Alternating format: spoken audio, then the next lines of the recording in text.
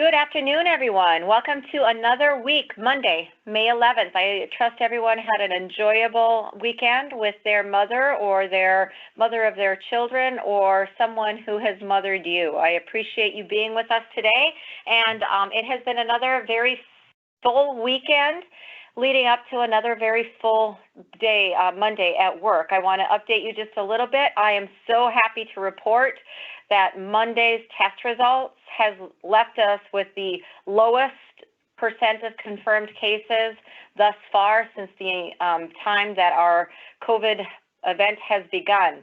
Today, we have been reported that there were 2,145 tests that were administered with 27 positives. This leaves us with a positive percentage rate of 1.3%, 1.3%. Again, the lowest rate that we've had since this testing has begun. That 1.3, the next lowest rate that we have is 1.9% that we saw on Monday, May 4th. So while spending some time ticking back up, we are now going in the right direction again.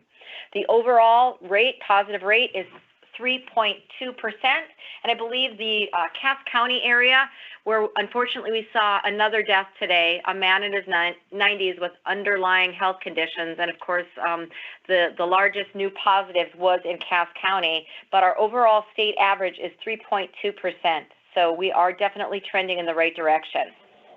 With that, I want to update you on the Elementary and Secondary School Emergency Relief Fund, better known as the ESSER funds.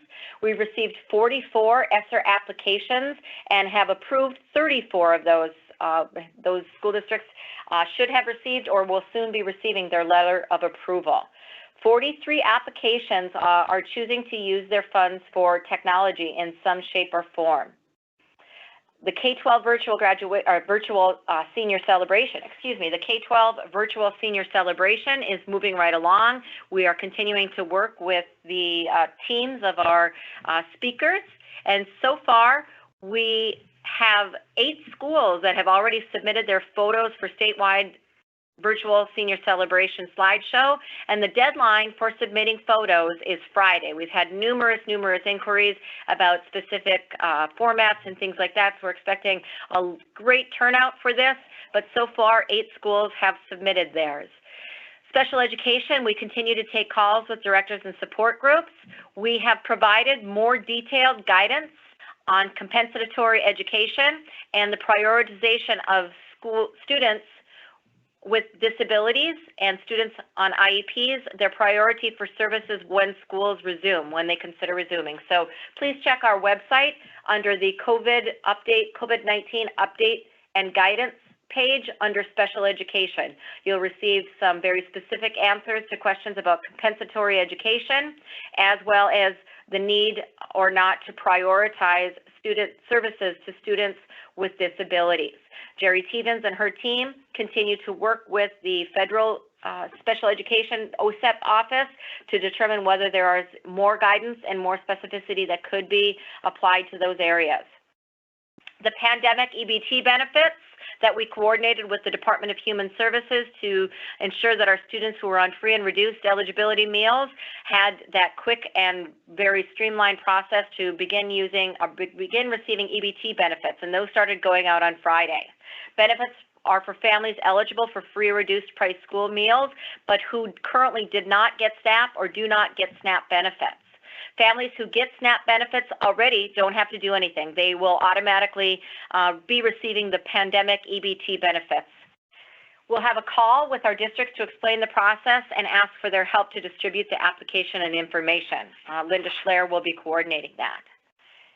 The Teacher of the Year, happy to report that we had 22 completed applications. We are working with 2 others whose applications are not yet quite complete. So we'll have a total of 24 applications for our Teacher of the Year, representing 14 of our 53 counties. Selection committee members will begin to look at applications to select the 4 finalists. I will just say that we are continually looking at our summer school, extended school year, 21st century, as well as Head Start guidance, as well as some summer student center guidance for this upcoming summer. Right now, we understand that there are 51 sites who use their schools for summer programming of childcare that are licensed and approved by DHS. So expect more updates on that as we move through this week. Look for guidance as early as this afternoon is a possibility. As I said, we've been working through the weekend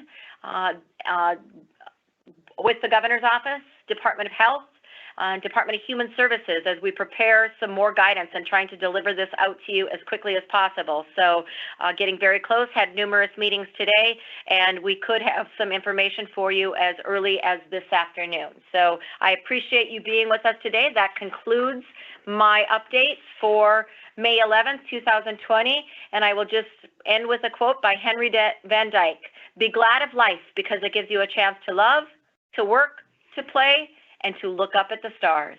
Thank you so much, and I hope you have a fabulous week.